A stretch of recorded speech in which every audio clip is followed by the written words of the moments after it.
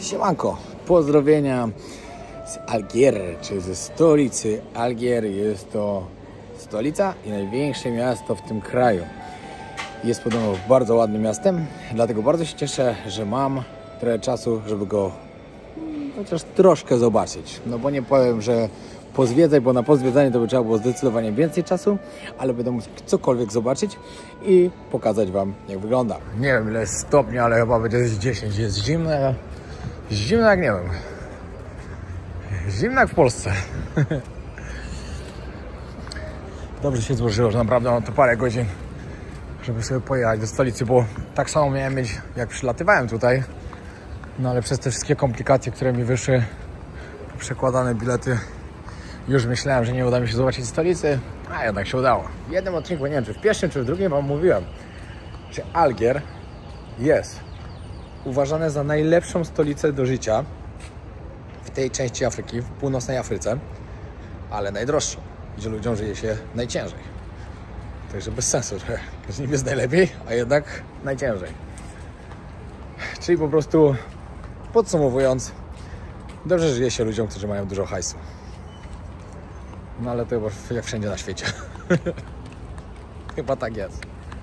Znaczy jest tak na pewno. No i dupa, pociągu nie będzie. O 12 dopiero odjeżdża. Dziwne. Mówili mi wczoraj, że o 6:30 zaczyna jeździć i jeździ cały czas. Może akurat na taki dzień trafiłem. No i ruszam już autobusem zwykłym miejskim. Cena za taki autobus to coś ponad złotówkę.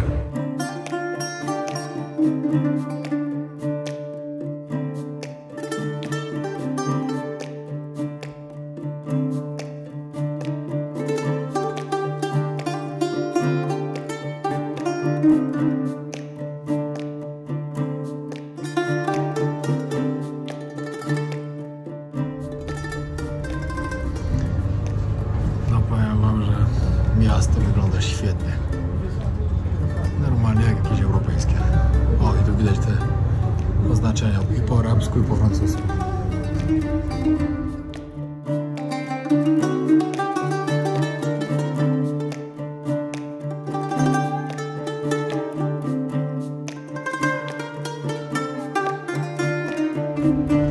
Ale to jest ładnie w tym mieście, naprawdę.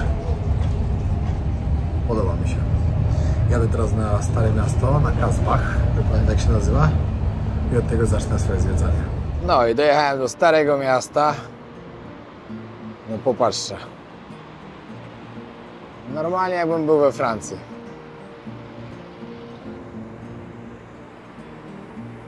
Tutaj meczet.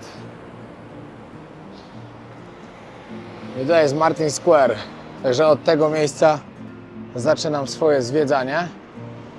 Wiadomo, że większość rzeczy będzie zamknięta oczywiście, no bo Ramadan, ale może coś znajdę, żeby Wam pokazać fajnego. O, tutaj przejść przez drogę to będzie kosmos, jak w Indiach. Tutaj sklep, gdzie sprzedają figi.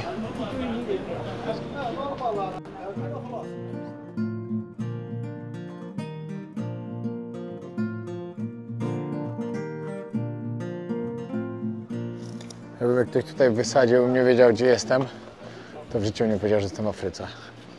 Ale to samo właśnie myślę, że jakbym był w Trypolisie, do którego niestety nie udało mi się wjechać, ale jakby się udało, to też bym był zachwycony, że ładne miasto, które zdecydowanie tą architekturą odbiegają od tych, jakie sobie można wyobrazić w Afryce. Idę sobie troszkę pochodzić, popatrzeć, co tu ciekawego sprzedają. No ale w sumie nic ciekawego. O, to jest to, co mi dawali, tylko mi dawali to dużo większe. To są takie malutkie kawałki tego.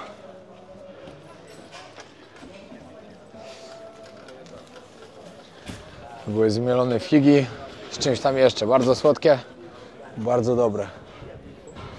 W ogóle tutaj mają bardzo dobre słodycze, ale właśnie na maksa przesłodzone.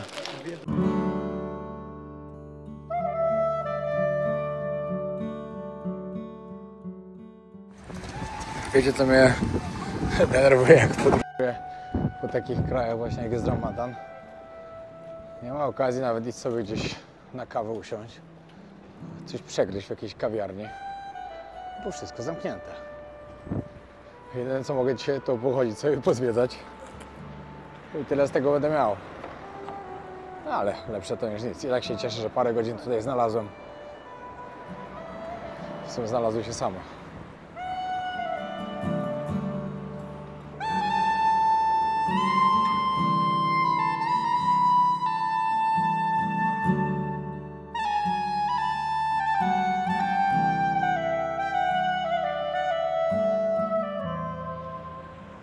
Jakie to jest ciekawe. Przyjeżdżacie do kraju, od razu was biorą na pustynię. Widzicie zupełnie inną stronę. Totalnie, wiecie. Ludzi, którzy są nomadami, którzy żyją po prostu, żyją w namiotach, wypędzają kozy. Nie mają totalnie nic. I nagle rano budzicie się w Algier, w stolicy, w mieście, gdzie żyje parę milionów ludzi. To jest totalnie inny świat. Dlatego fajnie przyjechać tutaj właśnie do Algierii i zobaczyć te dwie strony. Nie, że zobaczycie tylko stolicę, no bo to nie obrazuje prawdziwej Algierii. 80% tego kraju to jest pustynia, którą na pewno trzeba zobaczyć, no bo z tego głównie słynie ten kraj. No ale fajnie zobaczyć te dwie strony. Zdecydowanie. Dobra, idę nad wybrzeże jeszcze teraz sobie zobaczyć.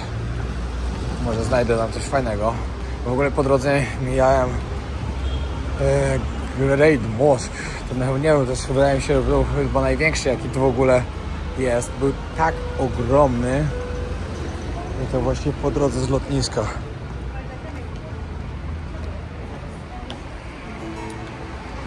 Ale klimacik.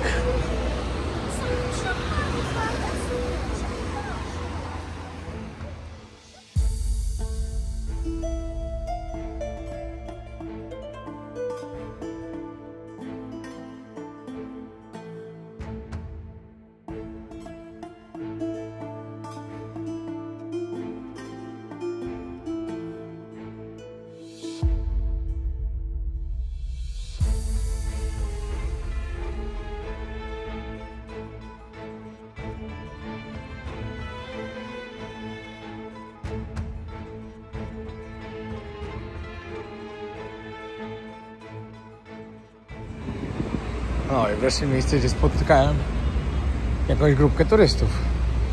Wcześniej w ogóle nie widziałem, ale pięknie.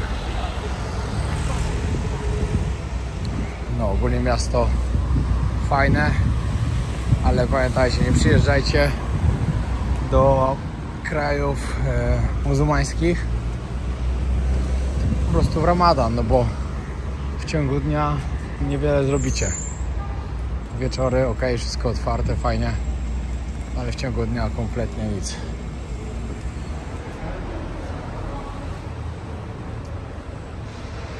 Jak sobie chodzę tymi uliczkami, to potwierdza się to, co też czytałem o tym, że jest bardzo dużo fast foodów tutaj.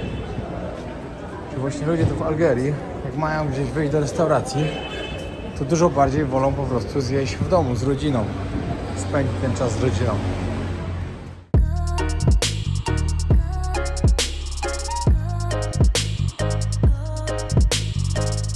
No, ja już na lotnisko przyjechałem. No tak, w jedną stronę zapłaciłem złotówkę za autobus, a za taksę 20 razy więcej. Ale i tak dalej tanio. Przyjechałem na lotnisko ze względu na to, że jestem głodny, a na mieście wszystko zamknięte. Także mam 4 godziny jeszcze do odlotu. Najgorsze, że się nie dało odprawić, bo w takich krajach, gdzie to muszą sprawdzić wasze wizy. Mimo że ja nie potrzebuję wizy do Tajlandii, no to oni i tak muszą o nią zapytać. Zobaczcie, jaka wielka flaga na lotnisku. Dobra, może tak to nie wygląda na wielką, ale ona jest naprawdę wielka. Fajny czas tu spędziłem. Naprawdę będę dobrze wspominał Algierię. Myślę, że kiedyś tu wrócę jeszcze na pewno. Kurde, powiem wam, że niby to była taka króciutka podróż, bo nawet się dobrze nie rozkręciłem jeszcze. Ale już wiem, że znowu koniec i znowu trzeba czekać na kolejną. Ale to nic. Kolejna już będzie taka długa, że i różnorodne. Jak wam mówiłem, w tym roku chcę odwiedzić 15 nowych krajów. Przygotowałem sobie listę i zrobię to. No i długa trasa mnie czeka. Mam nadzieję, że większość jej prześpię i jutro że będę w moim najszczęśliwszym miejscu na świecie. Czyli w Tajlandii, w moim domku, z moją kochaną Lalą.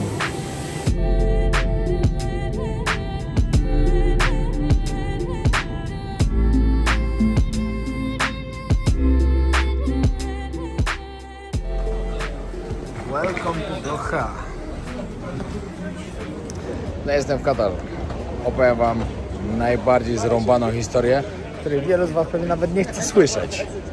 Ale stwierdziłem, że jeśli się dzielę tymi dobrymi rzeczami w podróży, to tymi złymi też się będę dzielił. Bo przeżyłem właśnie najgorszy lot w swoim życiu. Totalnie najgorszy z najgorszych, którego mam nadzieję, że już nigdy się nie powtórzy. A na pewno nie powtórzy się teraz, jak będę leciał na Phuket. Chociaż jest to prawdopodobne, bo dalej jest ze mną źle. Zacznijmy od tego. Kiedyś mówię, kurde, dziwię się ludziom, to wiecie, muszą dwójkę w samolocie i tak dalej. Wiadomo, że muszą, to muszą, ale ja na przykład mi się nie zdarzało nigdy. Totalnie nigdy. A dzisiaj po prostu zatrułem się chyba pizzą na lotnisku. Tak mi się wydaje, bo to nie ma możliwości po czymś innym. Pół lotu przesiedziałem w kiblu. Panie normalnie aż mnie już żartowały. Wiecie, jak ja opowiadam wam tą historię nie po to, żeby wam powiedzieć, że miałem przerąbane w kiblu. Tylko opowiedzieć wam historię, jakie czułem zażenowanie tym, że dwie naprawdę bardzo ładne stewardessy muszą wysłuchiwać, co mi się dzieje, jak mnie boli brzuch, ile razy byłem w kiblu, żeby mi pomóc. Żeby mi dać jakieś tabletki, żeby mi pomóc, bo tak się zwijałem z bólu po prostu w kiblu. I już stwierdziłem, że już nieważne, kto by to był, że muszę poprosić o pomoc. No a ta pani, wiecie, znaczy dwie, stoją ze złem. Jak cię mocno boli brzuch? Tak i tak. No dobra, ile razy już byłeś w kiblu? A dobra. A leje się z góry i z dołu? A ja stoję tak. Tak mi było głupio, że szok po prostu. No i jeszcze 6,5 godzinki i będę na Phuket. Od razu mnie moja rodzinka odbiera. Będzie mama, Paweł, Zuzia, Monia i oczywiście Lalitka. I ruszamy na Khao Lak, a później Khao Sok.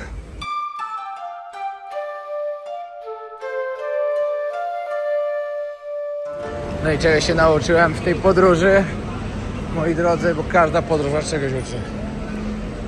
To, że najważniejsze jest, że macie do kogo wracać. Hello! Cześć! No i dojechaliśmy na Khao Lak. Jesteśmy właśnie w Cuisine Resort. A, resort to takie wiecie. No jest. Jest basenik, niedaleko plaży, takie najlepsze, która tutaj jest. W sumie 2,5 tysiąca tajskich batów za noc, czyli 300 zł. Za takie domki całkiem spoko cena. Zaraz wam pokażę, jak wygląda. I ruszamy zaraz na zwiedzanko jakieś. Tam. Ale. No i przyjechaliśmy sobie na White Sand Beach. Nie wiem, czy Paweł poznajecie, bo trochę się zmienił od Korei. I w ogóle trochę się opalił. Jest teraz już oficjalnie tiktokerem, bo ma 11 tysięcy na TikToku, także wbijajcie do Paweł Podróża Wojownika. Niedaleko. Tak, 1-0 tylko. Przyjechaliśmy właśnie na najładniejszą plażę, jaka tutaj jest, moim zdaniem. Przynajmniej White Sand Beach. Tu jest tak ładnie. No właśnie nie wiem, dlaczego się nazywa White Sand Beach, jak ten piasek wcale nie jest white. Ale ogólnie jest super. I wiecie, jak ja naprawdę doceniam to, jakim to jest szczęściem. Nie dość, że wracam do miejsca, które kocham najbardziej na świecie. Jeszcze wracam tu i mam do kogo wracać. I naprawdę ten gościu, który to opowiadał, tą swoją przemowę w Korei Północnej, co zwiedził wszystkie kraje świata, to do mnie tak trafiło. Naprawdę, jak człowiek tak o tym pomyśli, co on tam mówił, z taką prawdą. Serio. Jesteśmy właśnie na plaży, już zachód słońca zaraz będzie, ale chcemy jeszcze pokazać mamie Muzeum Tsunami, bo wiadomo, jak się tutaj jest, to trzeba to zobaczyć. Chcemy pojechać jeszcze na zachód słońca tam właśnie, na tą plażę ładną, no i później na market, coś jeszcze. No, jest co robić. Jutro Khao Sok. Khao Sok się nie mogę naprawdę doczekać, bo uwielbiam to miejsce. To jest dla mnie jedno z najładniejszych miejsc w Tajlandii, jakie są w ogóle. Bo jest inne. I to jest też super. Teraz muszę iść Zuzię z wody wyciągnąć, a to nie będzie proste. Bo musimy jechać zaraz, bo nie zdążymy ze wszystkim. A jak ona się zacznie kopać, to nie chce wychodzić. No i wchodzimy na najbardziej popularny targ. Tutaj właśnie w Khao Lak. Ostatnio jak nagrywałem odcinek, to akurat było zamknięte. No i to jest właśnie miejsce, gdzie można sobie kupić pamiątki, można oczywiście zjeść, ale też jest pełno barów. Siedzą ludzie i sobie po prostu piją drinka. A my z Alą, jak tu ostatnio byliśmy, ale to było w tamtym roku czy 2 lata temu? W tamtym roku chyba, co nie? W tamtym roku, w tamtym sezonie. I tak sobie idziemy tym targiem, idziemy, aż tu nagle nasz wzrok przyciągnęło co? Mojito za 60 tajskich batów. No i powiem wam, że było całkiem spoko. To jest ten klimacik, za parę groszy. No tu jest naprawdę fajne miejsce. Jak się jest w Khao Lak, no to w sumie nie da się tu nie przyjść. Jeden dzień w tygodniu jest zamknięty, akurat jak ostatnio byłem, ale dzisiaj na szczęście nam się udało. No i siemanko, pozdrawiamy z Khao Sok Park, z jednego z najpiękniejszych miejsc w Tajlandii. Polecam bardzo. Właśnie chcieliśmy sobie tutaj zostać na noc, niestety wszystko totalnie zajęte. Bierzemy sobie wycieczkę po prostu 2-godzinną, za którą trzeba było zapłacić 250 zł za łódkę, plus jeszcze po 40 zł za National Park od osoby. I no, trochę popływamy, trochę wam pokażę. Następnie pojedziemy do dżungli i tam sobie weźmiemy po prostu jakieś domki albo jakiś glamping. Jeszcze się okaże. Ale ogólnie fajny dzień się szykuje. No i tu się wypływa właśnie na jezioro. Pamiętajcie, że jak przyjeżdżacie do Khao Sok Park, to lokalizacja pokaże wam zawsze wejście do Parku Narodowego, czyli jeszcze jakąś godzinę drogi stąd. Wjazd do jeziora, na jezioro, a Khao Sok Park, sam park, to jest troszkę coś innego. Cześć! Pokaż, jaką masz fajną czapę. No dawaj. Hehe, dobre. To będzie nasza łódka na dzisiaj. 2 godziny wycieczki mamy. Która jest nasza? Tu? A, tą lepszą mamy. No to petarda. Ciekawe, czy nie poprowadzić. Z kierownicą, patrz.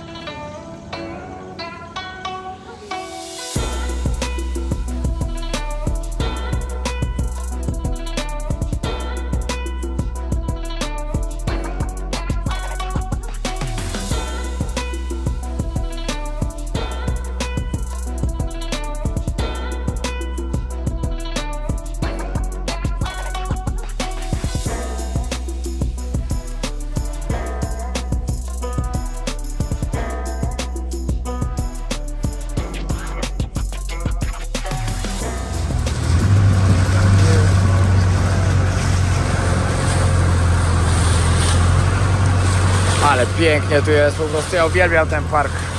Bardzo wam polecam. Będziecie na Phuket lub w Khao Lak lub w Krabi. Khao Sok Park powinien być częścią obowiązkową lub wycieczką obowiązkową, żeby tu przypłynąć.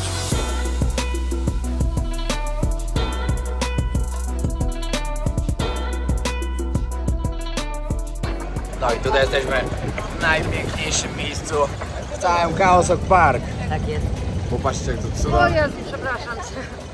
Parek, to cuda nie. Ej, ale bo będziesz, że cię bije. A bo ty mnie. No ja ciebie. Patrzcie, jak to wygląda. Zrobimy, że Po prostu cudownie. To miejsce jest naprawdę bardzo warte tego, żeby tutaj przyjechać. A jak chcecie jakieś wycieczki, to zapraszamy na Instagrama Polacy na Phuket. Załatwimy wszystko. Tutaj wycieczkę do Khao Sok też mamy. Także bardzo chętnie wam pomożemy. I oczywiście, jak ktoś się wybiera, to polecamy naszego e-booka. Tak, oczywiście. Bardzo. Nasza Tajlandia. Jak znajdziecie go na stronie www.notolecę.com. Tak, zapraszamy serdecznie. Bardzo dużo ciekawych informacji. Przyda się na pewno. Na pewno się przyda. Tak.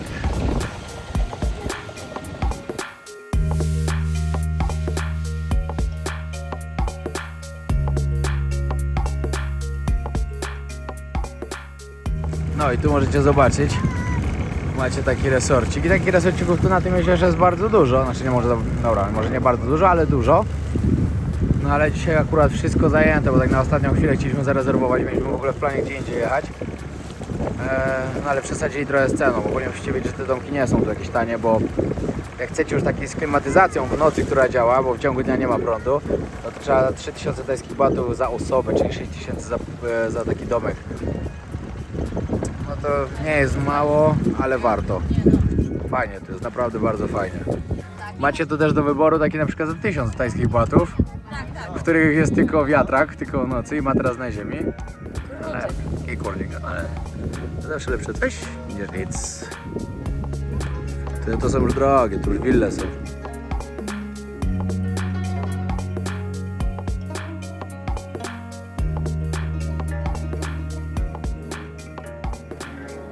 No, koniec jednej wycieczki, dopłynęliśmy właśnie do portu z powrotem. I teraz, czekajcie, wieje. Dobra, trudno będzie miało. Obiadek i później jedziemy jeszcze na rafting. Znaczy na trawach będziemy sobie spływać rzeką. A na końcu do dżungli, do domków. Będziemy mieli namioty, taki glamping fajny. No i dojechaliśmy do miejscówki.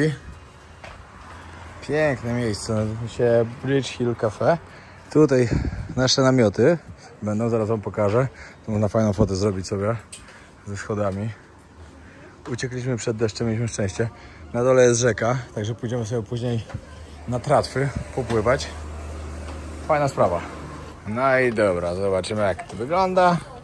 O, popatrzcie. Namiocik ładny. Ławeczka, wanna.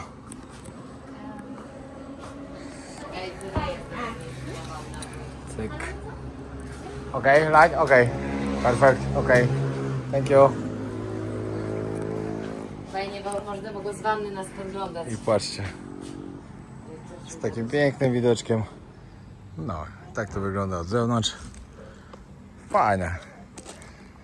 Daliśmy w sumie 1000 zł za te 3 namioty. Tyle to kosztuje mniej więcej teraz w sezonie. Poza sezonem pewnie połowę mniej. No ale teraz to była jedyna opcja tutaj, żeby takie coś mieć. Idę właśnie zapytać się o tratwy. Akurat mamy szczęście, bo od razu tutaj są przy naszym tym glampingu. No, 60 zł za 40 minut taki rafting, także spoko cena, 2 osoby oczywiście. Paweł i jego lęk wysokości. Idzie tam na schody. Elegancko, Paweł. Tam sobie Ala leży. Pięknie tu jest, naprawdę pięknie. Warto przyjechać, na pewno. No i przyjechaliśmy sobie do centrum Khao Sok. Tutaj jest właśnie taka ulica, gdzie są hotele, gdzie są restauracje, gdzie są masaże, gdzie są sklepiki. No i wieczorami tu jest takie życie tak naprawdę. Możecie tu znaleźć właśnie dużo ciekawych miejsc. I pamiętajcie to, jak psujecie Khao Sok Park i jeszcze tu nie byliście nigdy, to nawigacja was nie podprowadzi do jeziora, tam gdzie odpływają łodzie, tylko was przyprowadzi tutaj. A stąd do portu jest jeszcze godzina jazdy. Ale wieczorami fajnie to spędzić. Ja w ogóle uważam, że jak się przyjeżdża do Khao Sok Park, to fajnie spędzić jedną noc tutaj, a na drugi dzień z samego rana pojechać właśnie na jezioro i drugą noc na jeziorze spędzić. W ogóle za niedługo zaczynamy kolejny obóz 30 kwietnia. Jak ktoś ma ochotę jeszcze wpaść, to zapraszamy. 30 kwietnia do 31 marca do 13 kwietnia. Dokładnie tak. O, patrzcie, to jest restauracja, to jest basenik jeszcze. Ale chciałabyś skoczyć sobie do basenu w restauracji? Nie. Definitywnie. O, patrzcie. Nie można ścigać do basenu. Ale lipa. No i popatrzcie, jak rano pięknie wygląda.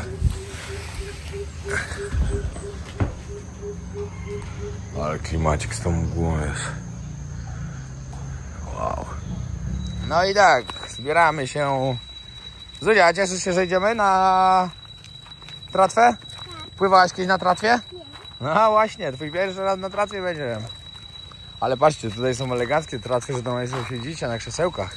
Jak byliśmy ostatnio z Alą, to na dechach się siedziało. Jak król Julian. Startujemy! Julia. Jelena. Taka przyjemność, 500 tajskich batów za tratwę, czyli za 2 osoby. 60 zryka. O, fajną masz czapę. Piotrek. No i tak sobie płyniemy. Z pięknymi widokami dżungli.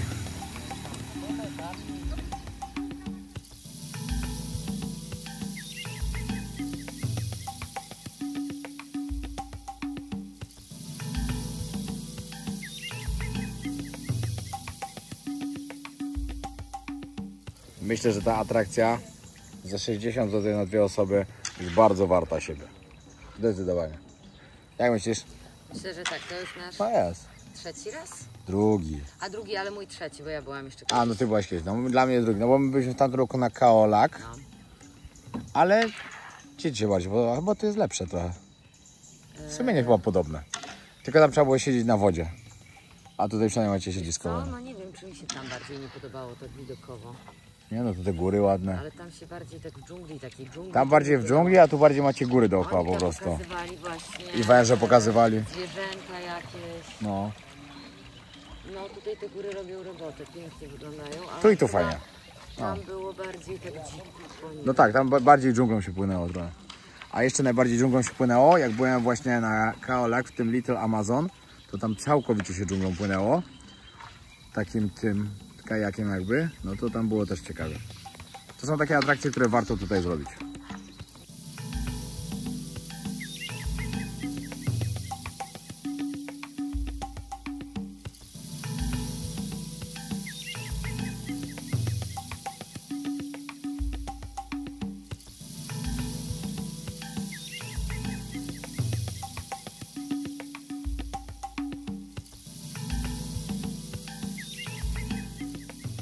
Popatrzcie, to możecie fajnie zobaczyć, jak w bambusie robią kawę dla nas. Wlali tam wodę, wsypali kawę i tu się będzie gotowało normalnie. Tak samo w bambusie można sobie ryż zrobić, różne rzeczy ugotować. Bo bambus ma drewno takie, które się nie pali jako tako. Można używać normalnie go jako naczyń do podgrzewania wody i tak dalej. W dżungli, jak nie macie innej opcji. A skąd to wiem?